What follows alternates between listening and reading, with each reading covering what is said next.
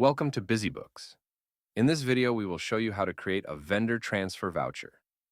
Any value added to or deducted from the vendor balance that is not related to cash or bank transactions.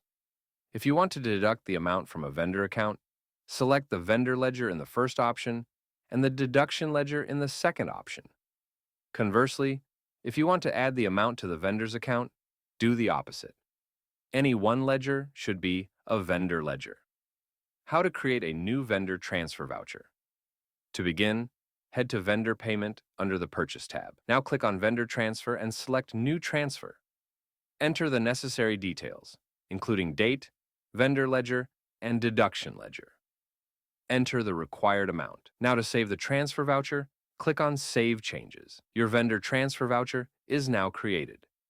How to edit or delete a vendor transfer voucher. Now to edit the voucher, go to Vendor Payments, select Vendor Transfer, and choose the vendor transfer voucher that you want to edit. Click on the Edit icon. Edit the required details. Click on Save Changes. And now to delete the transfer voucher, click on the Delete icon. And you are done. Thank you for watching.